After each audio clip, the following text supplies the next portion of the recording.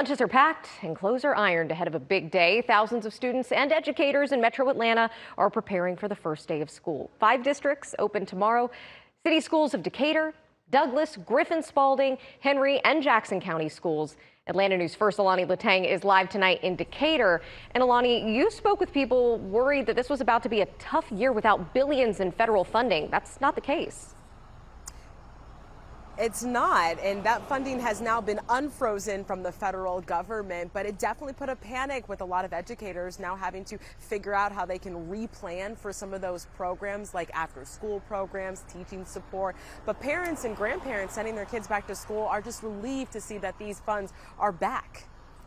The Trump administration is releasing roughly $6 billion in education funding it withheld. They did so it could review how the money would be used and if it aligned with the White House's priorities. Every single dollar delayed is a critical opportunity missed for our students. The unfrozen funds will be used for title programs that help fund English language learning, after school programs, teaching support, among other programs. And it's not just about dollars. This is about dignity.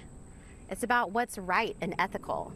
And importantly, it's about Georgia's future. Tracy Nance, the 2020-2021 Georgia Teacher of the Year, says the delay of funds, then reinstatement of them, has sent educators scrambling to plan for the school year. It's like pulling the rug out from underneath their feet the week before school is actually starting. The fund's reinstatement had the support of several GOP leaders, stating after-school programs allows parents to work while their children learn. When it comes to the 328,000 Georgia students who rely on after-school programming, Nance says funding is critical, especially for our students who come from historically underserved, who come from migrant populations. And we talk so much about academic recovery, right?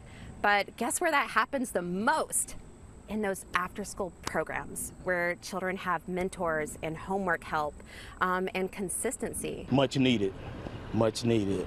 I mean, we need those resources for these kids. For this grandfather of a 2nd and 10th grader, the funds back on the table are a relief. I'm glad to hear that there was some unfreezing of the funds.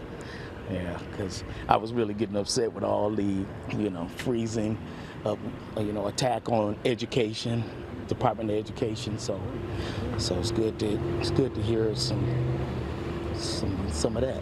Some good news. Some good news coming from the department. And now it's unclear how soon those federal funds will reach districts like here at the City Schools of Decatur, who start school tomorrow. Reporting live in Decatur, I'm Alani Latang, Atlanta News First.